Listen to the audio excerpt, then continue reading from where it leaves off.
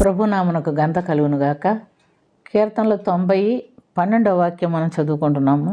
మాకు జ్ఞాన హృదయము కలుగునట్లు చేయుము, మా దినములు లెక్కించుటకు మాకు నేర్పుము. ప్రియమైనటువంటి దేవుని బిడ్డలారా, మనుషులు ఈ లోకంలో జీవించేటప్పుడు ఎంతో సంతోషంగా జీవిస్తూ ఉంటారు. వాళ్ళు ఏం చేస్తున్నారు అనేది వాళ్ళకి తెలియదు. ఒకటే ధ్యేయం, కూడబెట్టుకోవాలి, మిగిల్చుకోవాలి, సంతోషంగా ఉండాలి. రేపేమి సంభవించినో నీకు తెలియనని దేవుడు అడుగుతున్నాడు. దాని గురించి ఎవరు కూడా ఆలోచన చేయరు. రేపు ఏమైనా కానీ ఈరోజు మేము కూడబెట్టుకోవాలి. అయితే ఇక్కడ మోషే ఏమంటున్నాడు? నా దినములు లెక్కించుటకు మాకు నేర్పించమంటున్నాడు. ఎందుకు లెక్కించాలి? ఎప్పుడు మరణం వచ్చునో అనేది మనకు తెలియదు కదా. మనం ఎప్పుడు చనిపోతామని తెలుసుకుంటే మనం ఎప్పుడు రెడీగా ఉంటాం. దేవుడు ఎప్పుడు వస్తాడో లేదా మన పిలుపు ఎప్పుడు ఉంటుందో అనేది మనకు తెలియకపోయినప్పటికీ మరి మనం ఏం చేస్తాము? మర్చిపోయి జీవిస్తున్నాం. పుట్టిన ప్రతి మానవుడు చనిపోక తప్పదు. ఏదో ఒక దినం మనం చనిపోవాల్సిందే. పరిశుద్ధ గ్రంథంలో ఏమని చెప్తుందంటే, అదే మోషే భక్తుడే చెప్తున్నాడు, మానవుని ఆయుష్కాలం 70 లేక 80 సంవత్సరములు, అధికమైతే దాని వైభవం, ఆయాసము, దుఃఖమే. అది ఖచ్చితము. ఎందుకంటే ఒక 70 ఏళ్ళ వరకు మనం తిరగలుగుతాం, చేయగలుగుతాం. తర్వాత కొంచెము బలహీనతలు మన శరీరంలో ఏర్పడుతుంది. అప్పుడు అది మనకు ఆయాసకరంగాను దుఃఖకరంగానే ఉంటుంది అనే విషయము మనము ఎప్పటికి కూడా మర్చిపోకూడదు. మరి కీర్తనల 139:16 దావీదు భక్తుడు చెప్తున్నాడు, నేను పిండమై ఉండగానే నీ కన్నులు నన్ను చూచెను, నియమింపబడిన దినములో ఒకటేనను కాకమునిపే నా దినములన్నీ నీ గ్రంథములో రాయబడి ఉన్నవి, అవి తండ్రికి మాత్రమే తెలియను, మనకు తెలియదు.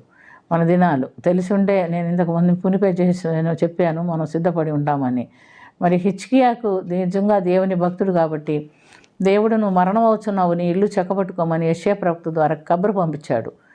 కాలము సమయం చెప్పలేదు. నువ్వు చచ్చిపోతావయ్యా, నీకు వచ్చిన రోగం అలాంటిది అని చెప్పాడు. అయితే హిజ్కియా దేవుని వైపు తిరిగి హృదయపూర్వకంగా మారు మనసు పొంది కన్నీళ్లతో ప్రార్థన చేసినప్పుడు దేవుడు ఆయన ప్రార్థన అంగీకరించి ఆయనకు ఆయుష్కాలము పొడిగించినట్టుగా మనం చూస్తున్నాం.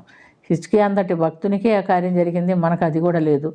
కానీ ప్రియమైనటువంటి దేవుని బిడ్డలారా, దేవుడు మనకు చెప్పినప్పుడు మనం ఏం చేస్తామో? సిద్ధపడతామో లేకపోతే బ్రతులాడుకుంటామో? అది మన ఇష్టము. దేవుని చిత్తము. దేవుని చిత్తమైతే సిద్ధపరుస్తాడు, లేకపోతే ఆయన ఆయుష్కాలం పొడిగిచ్చిస్తాడు. ఏలియా ప్రవక్త కూడా అంత గొప్ప ప్రవక్త అయినప్పటికీ యెజబెలుకు భయపడి ఏమంటున్నాడు? అయ్యా, ఇంత మటుకు చాలు, ఇంక నేను బ్రతకలేను, నన్ను తీసేసుకొని ప్రార్థన చేస్తే దేవుని చిత్తం అది కాదు. అందుకని దేవుడు ఆయన ఎక్కువ మాట్లాడకుండా ఆయన నిద్రపుచ్చేశాడు. ఆ తర్వాత లేపి ఆహారం పెట్టి బలపరిచి 2 మార్లుగా ఆయనకి ఆహారం పెట్టాడు. ఎందుకంటే ఆయన చేయవలసిన పనులు చాలా ఉన్నాయి. ఆయన మరి హోరేబులో వెళ్ళి నిలబడు, నువ్వేం చేయాలో నీకు చెప్తానని చెప్పినప్పుడు 40 దినములు రెయ్యం పగలు నడిచి హోరేబు పర్వతమునికి చేరి అక్కడ ఆయన దేవుడు సెలవిచ్చినటువంటి పని చేసినట్టుగా మనం చూస్తున్నాం. తర్వాత ఆయన ఎలా కొనిపోబడ్డాడంటే అగ్నిరథములు, గుర్రములు వచ్చి ఆయన్ని పరలోకమునకు తీసుకొని పోయినట్టుగా చూస్తున్నాం. ఎందుకంటే అలా చనిపోవాలని ఏదో ఒక అడవిలోకి వెళ్ళిపోయి ఒక చెట్టు కింద ఉండి దిక్కులేని చావు చచ్చిపోవాలని కోరుకున్నప్పటికీ దేవుడు ఆయన పట్ల ఎంత గొప్ప ఉద్దేశం కలిగి ఉన్నాడో చూడండి.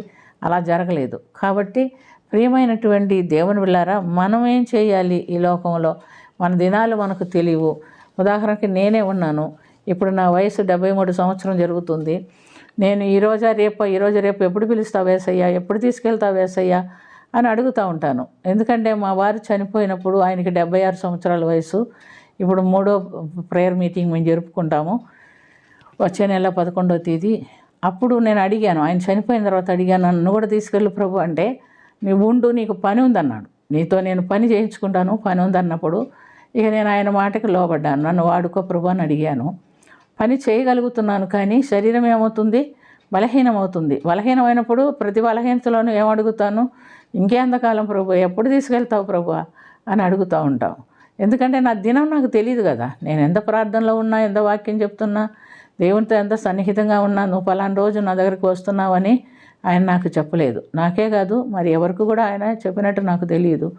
కాబట్టి ప్రియమైనటువంటి దేవుని బిడ్డలారా, మన దినాలు మనం లెక్కించడం నేర్చుకోవాలంట. ఎందుకంటే ఎప్పటికైనా మనం ఎక్కడికి వెళ్ళాలి?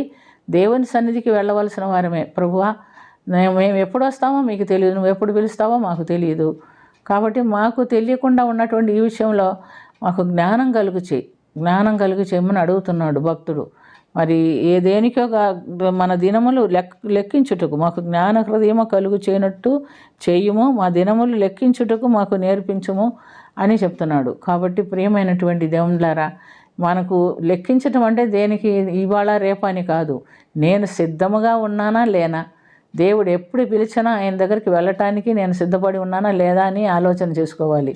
అది దేవుడు మనకు చెప్పే ఆ మాటకి అర్థము. కాబట్టి మనలో ప్రతి ఒక్కరూ ఏదో ఒక దినం దేవుని దగ్గరికి వెళ్ళవలసిన వారమై ఉన్నాము కనుక మనము ఏ సమయం ప్రభు రాకడ కూడా అది త్వరలో ఉంటుందని వాక్యాధారాలుగా మనం చూస్తున్నాం. ఏ సమయమున ప్రభు వచ్చినా లేదా మనల్ని పిలిచినా మనం ఆయన దగ్గరికి వెళ్ళటానికి సిద్ధంగా ఉన్నామా అని జ్ఞానం కలిగి, జ్ఞానం కొరకు అడగమంటే దేవుని యందు భయభక్తులు కలిగి జీవించుకోనమని అర్థం.